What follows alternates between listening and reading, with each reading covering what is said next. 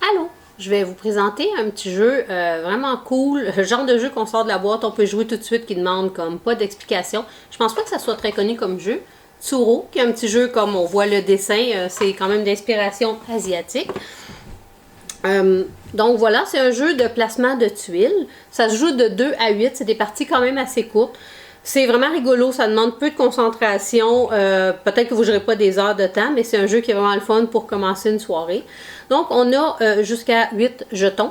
On peut choisir, donc minimum qu'il faut pour jouer, c'est à 2. Alors, imaginons 2 pions. J'ai déjà placé les cartes. On commence avec 3 tuiles chacun. Il y a une pile centrale. Donc, au début de la partie, chacun place son pion vis-à-vis une petite barre de l'extérieur du tableau de jeu. Fait que, imaginons comme ça. Ensuite, chacun notre tour, on regarde dans nos 3 tuiles et on va placer des tuiles devant notre jeton, mais dans les carrés pour avancer. Le but du jeu à Tsuro, c'est vraiment facile, c'est d'être le dernier à rester sur le plateau de jeu. Parce qu'éventuellement, les tuiles sont des chemins qui vont nous faire circuler sur le plateau de jeu.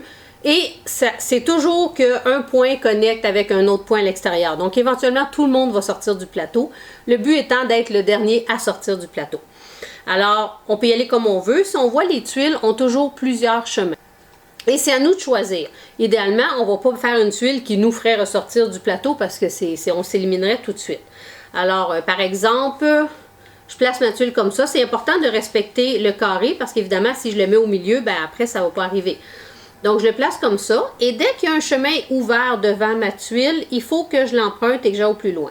Maintenant, on voit que des fois, les chemins se croisent, mais on n'a pas le droit de changer de direction à 90 degrés. Là. Donc, on poursuit le chemin qui est devant nous et on s'arrête dès qu'il n'y a plus de chemin.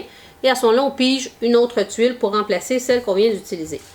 Mon adversaire qui a le blanc, par exemple, prend cette tuile-ci. Donc, on peut choisir. Là, moi, j'y vais au hasard parce qu'au début, il n'y a personne, mais bon. Et il emprunte le chemin de la même façon. Si on est plusieurs joueurs, tout le monde va jouer comme ça. On va vite se piler sur les pieds. Quand on est juste 2 joueurs, c'est relativement facile de faire notre affaire chacun dans notre coin du plateau. Donc, le but du jeu, c'est vraiment d'évoluer en essayant de rester sur le plateau, donc en essayant de rester loin des groupes. Mais, donc, pour le plaisir de jouer, par exemple, si je mettais cette tuile-ci comme ça, mon chemin me ferait sortir du plateau. Fait que c'est, normalement, on dit qu'on n'a pas le droit, mais c'est de toute façon qui voudrait faire. Là. Le but du jeu, c'est d'essayer de gagner. Alors, je continue le chemin. Donc, imaginons qu'on ait plusieurs joueurs, parce que là, vous voyez, vous comprenez la mécanique du jeu, hein, c'est quand même assez simple. Donc, imaginons qu'il y a eu plusieurs chemins d'emprunter et qu'à un moment donné, hein, je vais placer des tuiles n'importe comment, mais ça ne veut pas dire que les chemins auraient mené là. Mais là, pour l'instant, j'essaie juste d'aller vite pour vous donner une idée.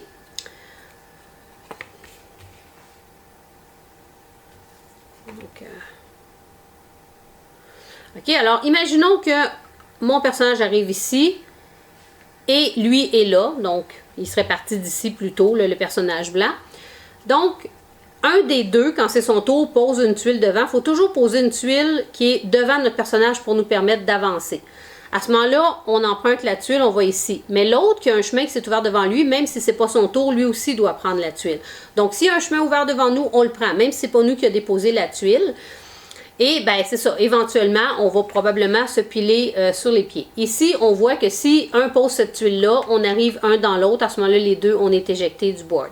Là, on ne l'aurait pas fait parce que c'est évident, mais des fois, si on part d'ici, mettons, puis quelqu'un vient de poser la tuile là, puis là, on fait le chemin, oups, ah, OK, on ne s'était pas nécessairement rendu compte. Et c'est peut-être ça qui demande de la concentration à Tsuro, c'est quand on choisit notre tuile, au début, c'est super facile.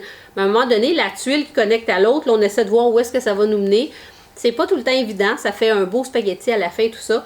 Mais c'est un jeu qui est vraiment facile, qui est quand même vraiment drôle à jouer, qui est le fun. Et l'avantage, il se joue vraiment à plusieurs, facilement, même des gens qui ne sont pas très habitués à jouer. C'est aussi très esthétique comme jeu, c'est vraiment l'aspect asiatique, le boîtier du jeu là, qui est magnifique. Donc, c'est un jeu vraiment le fun à avoir pour des petites parties improvisées.